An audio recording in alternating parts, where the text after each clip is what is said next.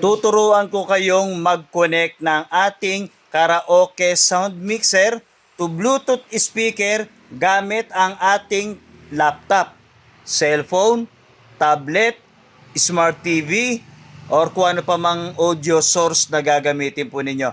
At marami po nagkakamali ng connection ng ating karaoke sound mixer na to, no? So ituturo ko sa inyo para po kayo ay ma-update dito, okay? So sa mga naka-follow, so mas maganda para nanonotify kayo sa lahat ng ginagawa nating video. Tara na, turo ko sa inyo. So ito yung ating karaoke sound mixer. So para saan ba ang karaoke sound mixer? Para sa mga hindi nakakaalam. So kagaya ng ating Bluetooth na ating Aura Share, wala po itong microphone. Wala kayong susuksukan ng microphone diyan. Ayan, wala. Ibig sabihin, kung gusto ninyong mag-videoke gamit ang inyong soundbar or tinatawag natin ng mga videoke, ating mga Bluetooth speaker na wala pong microphone input. So gamitan natin ang karaoke sound mixer. Okay, so kailangan naka-on, siguraduhin naka-on, nakasaksak ang power plug, sisiguraduhin pong naka-full volume kasi may papasok pong music dito. Okay, then ito pong sa ibabaw na to, ayan, yung sa ibabaw na yan, o sundan po ninyo yung pula at puti or tinatawag natin na left and right audio. So ito po yan, sundan natin. So ito po yan. Then yung pinakandulo nito na 3.5 jack, yan, ay nakalagay po sa ating laptop sa audio input. Ayan po yung audio, alam nyo naman yan, ano? Kung naglalagay kayo ng headset sa inyong mga laptop, so di ba nakikinig kayo ng headset, no, through headset. So ito po yan. Okay? Then yung sa ilalim, gagamit po tayo ng uli ng 3.5 ng ating RCA pala. Yeah, sorry, RCA. Dalawang RCA uli sa ilalim. Okay, yung pula at puti. Papunta po ito. Ayan, ito yun. Ito yan. Papunta yan dito sa ating likod ng auxiliary. Yan, AUX or line in. Kung wala kayong AUX, line in, no? So, magkakadepende tayo sa cable na ginagamit. So, ito na po yung maling ginagawa ng iba kaya hindi raw gumagana, Johnny Luha. Hindi gumagana ngani kasi po yung cellphone po ninyo binu-bluetooth nyo rito. Hindi, maling-mali po yun, no? Yung cellphone ninyo binu-bluetooth nyo rito samantalang nasa AUX na ito. So dapat ang inyong mga audio source ay naandito. Johnny Luha, walang bluetooth yan eh. Paano kayo magbu-bluetooth? Ayun, pwede po kayong bumili ng bluetooth na receiver para dito ninyo i-connect sa ibabaw. So halimbawa, kagaya niyan, ang ating laptop ay 3.5 jack. Ulitin natin, nasa ibabaw yung ating source of music or yung ating pinanggagalingan ng kanta. Yan, may nakasulat na music. So sa ibabaw lagi pong sa ibabaw ang source of music or yung pinanggagalingan ng kanta. Then, eto nga, ulitin natin sa ating laptop, sa audio input or sa cellphone ninyo kung bilog, or sa tablet ninyo kung bilog, or sa computer po ninyo.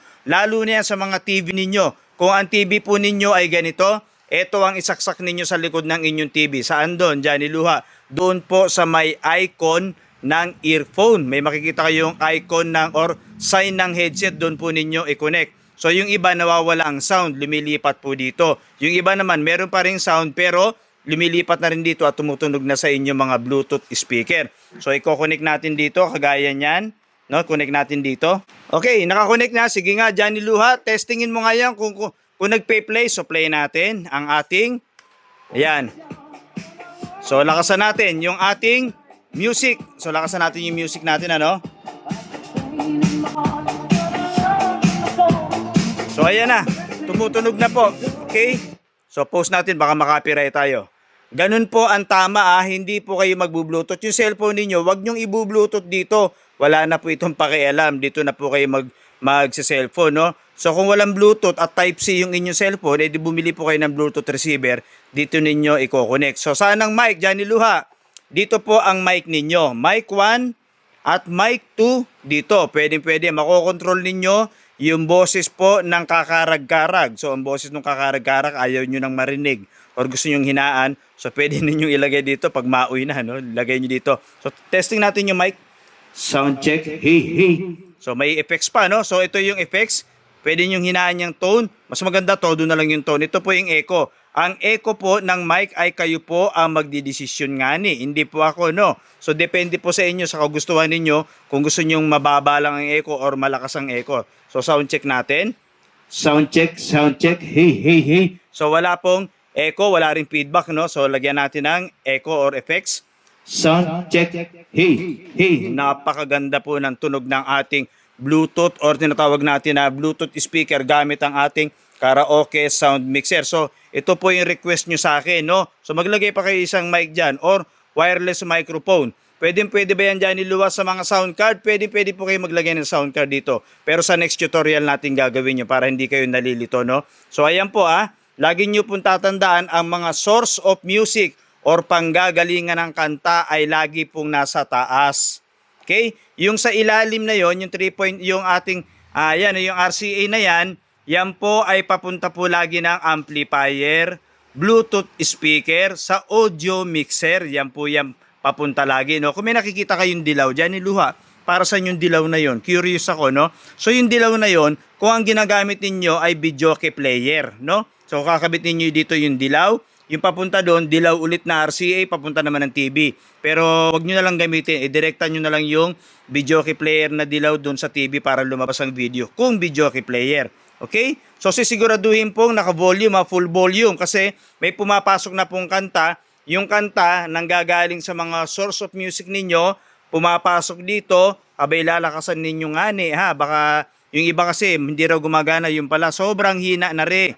Yan. So ito na po yung microphone natin, lagyan ninyo ng volume. Syempre hindi pwedeng hindi lagyan ng volume dahil hindi po yan tutunog. So ito yung mic, testingin mo nga uli, dyan niluha. Sound check, hey, hey. Oy, napakaganda naman nga ni, ano?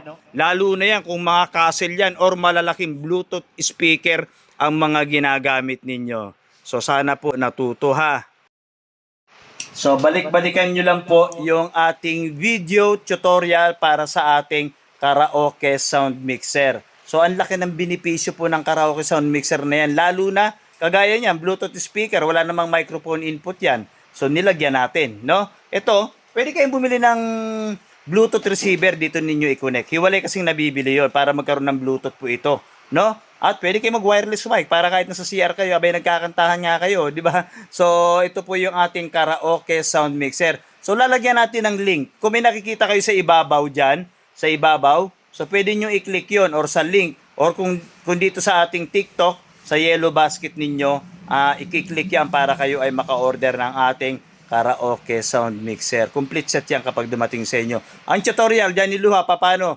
Abay balik-balikan nyo nga ang mga video natin para po kayo ay matuto.